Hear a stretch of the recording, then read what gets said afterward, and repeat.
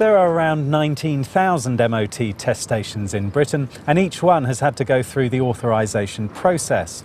Apart from the checks of the test bay and equipment, the process ensures, as far as is reasonably practicable, that successful applicants are suitable for the role of authorised examiner.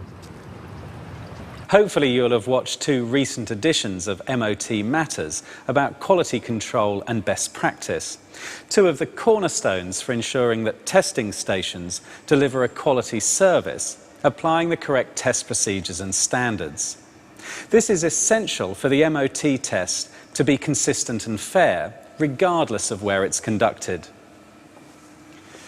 When discrepancies are found, there are systems in place to address the issues, including advice by the local vehicle examiner, advisory warning letters, and nominated tester retraining.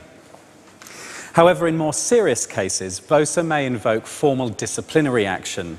To ensure fairness and consistency, the procedures for such action are open and fully documented in Section I and Appendix 8 of the current edition of the MOT Testing Guide. So what are the methods used to monitor test standards, and what issues can lead to disciplinary action? VOSA vehicle examiner Jake Fawcett's going to talk us through it. Hello, Jake. Hello, Robert. Where do we start? Well, OK, let's start at the beginning with the VTS device itself. Authorised examiners have available to them lots of information about a particular site that might be under their control, or even about individual testers. Some of the information you can get off the machine will involve throughput, failure rates and average test times. And we covered this in the previous film about best practice, didn't we? That's right, we did. VOSA also make use of this information that's available on the device so that we can, it highlights potential problem areas with testing stations or individuals. We've actually got one testing station that I visited recently where he believes that we've actually implanted a camera in the monitor so that we can see what's actually going on at his particular site. That's not the case, is it? No, it's not. Anyway, the statistical information that we do draw off the device is useful to us, but we do also employ more direct traditional methods, such as regular VTS visits, re-examination of vehicles, mystery shopper exercises, and also we follow up customer complaints. So what kind of discrepancies would lead VOSA to consider disciplinary action? Well, our disciplinary process is points-based, and it's designed to encompass all aspects of the MOT scheme. Be it fraud or gross negligence, and it also covers more common aspects such as poor testing, misappropriation of the testing scheme at site, and things like that. And presumably the number of points scored would be in proportion to the severity of the incident. That's right, Robert, yes it is. But if the individual case that we're looking at that particular time didn't amount to 30 points, then it wouldn't be a problem. But 30 points or more, the disciplinary process would be started.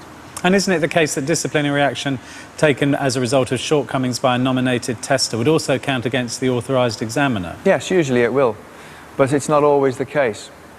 Also, the outcome of any disciplinary action may be entirely different for the authorised examiner and the nominated tester. So where can we find out more about this? Well, if you look in the testing guide at Appendix 8.6 and 8.7, there are flowcharts there that will assist us in deciding on any sanctions that might be taken. Let's imagine that during the re-examination of a recently tested vehicle, the vehicle examiner discovers shortcomings in the test standards applied. What's the first that the tester would know about this? Well, the first thing to do is to get everything out in the open.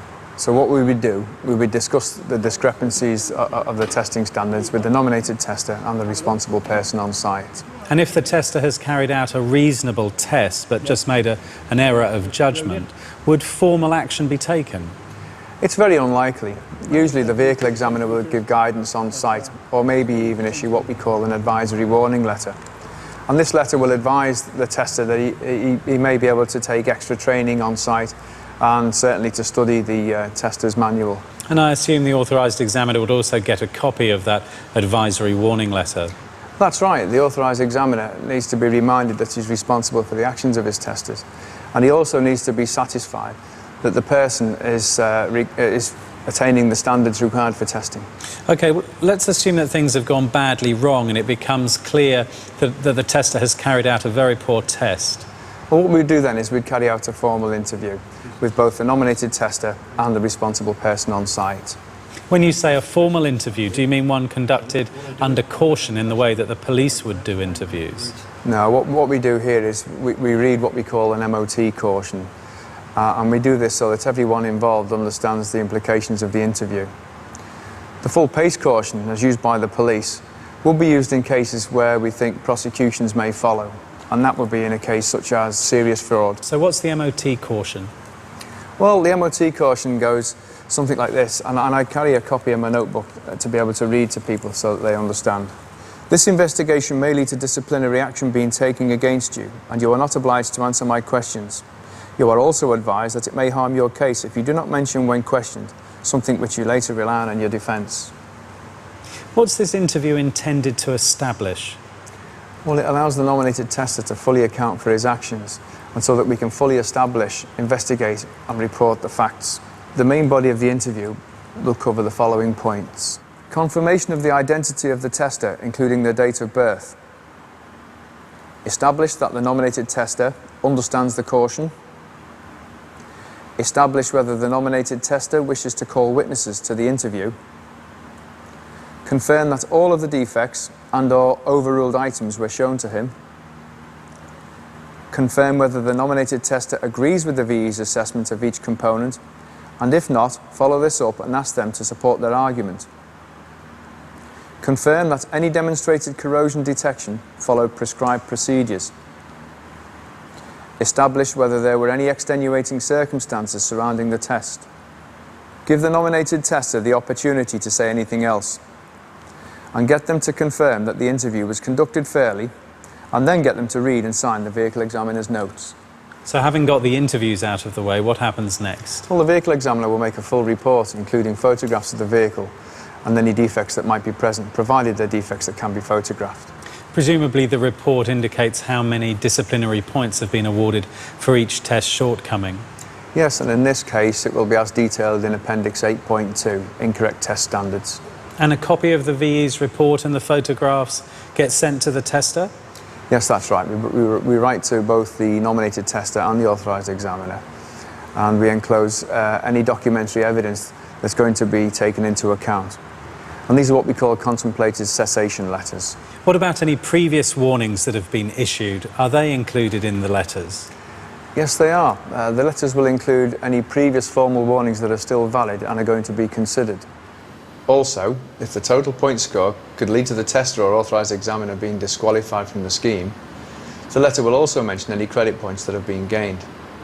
And what are credit points? Well, if we come on to credit points a bit later on, Robert. OK.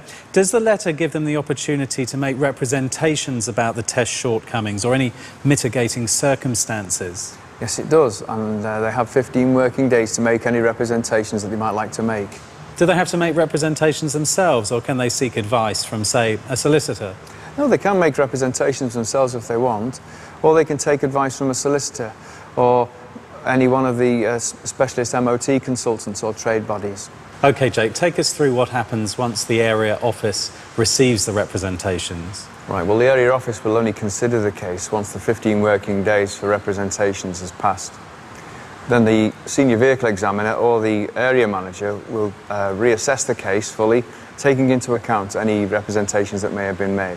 And what if no representations are received? Well, what happens then is that the area office will take reasonable steps to alert the authorised examiner and nominated tester that the deadline is coming up, and that might take the form of telephone calls. OK, but representations or not, I assume the VOSA manager's considerations need to be recorded and included in the decision letters to the AE and tester. And that's right.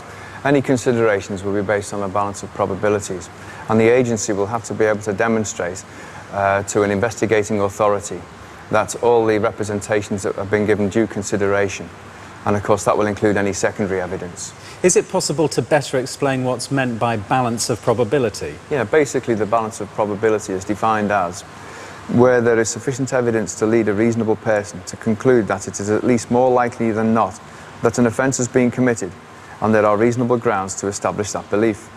That seems fair enough. What about any previous formal warning letters? Any previous formal warnings that are still current will be given consideration, but only if they've been cited in the contemplated cessation letters. Also, the merits of any other previous formal warnings must be fully reassessed, even if there have been no further representations made about them. So a very thorough reassessment of the case then. But what about those credit points that you mentioned earlier? Can you tell us more about them? Yes, of course. Credit points are detailed in Appendix 8.5, and these will be awarded for things like satisfactory testing, satisfactory operation of the MOT testing station, and any tester training that goes beyond our minimum requirements for testing. What would qualify as an example of satisfactory testing? Okay, if we consider a mystery shopper or re-examination of a recently tested vehicle, the tester should score no more than 10 disciplinary points for unsatisfactory aspects found during the examination. It must be noted at this point that re-examinations as a result of an appeal or a complaint won't be considered for any credit points at all. And how many credit points are awarded? Okay, well, the authorised examiner and the nominated tester will each be awarded 10 credit points for satisfactory tests. And these will apply to all tests carried out in the 5 years prior to the case being considered. And what about points for the satisfactory operation of the testing station? Well, these will be awarded to the authorised examiner, and he'll qualify for 5 credit points for each full year of satisfactory operation of his testing station. And that will be between the current case and any previous formal warnings. And that will be up to a maximum of 5 years. And in respect of credit points that are awarded for training, what do you mean by training that goes beyond the minimum required standards? Well, that's a good question. There are a number of conditions surrounding training that qualifies for extra credit points. And things to include will be things like the length of the training, who provided it and where it was taken. And that's covered in Appendix 8.5, isn't it? Yes. How many credit points are awarded for training that qualifies?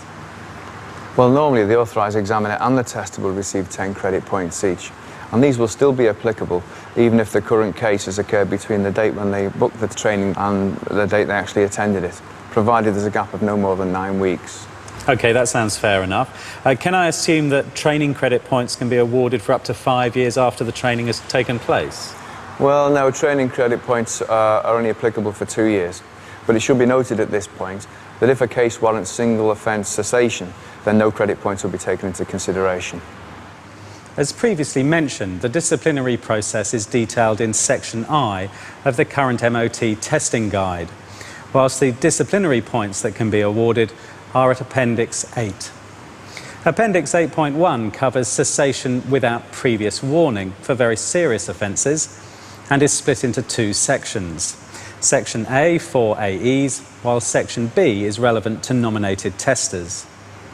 Appendix 8.2 covers incorrect test standards, while Appendix 8.3 deals with incorrect test methods and 8.4 with incorrect operation of the testing scheme. To make it easier for you, and depending which camp you're in, a menu is coming up next for you to choose between 2 films. One for NTs, the other for AEs. Just click the appropriate button. By the way, once the film has finished, it will return to this menu, and we recommend that AEs look at the nominated testers film as well.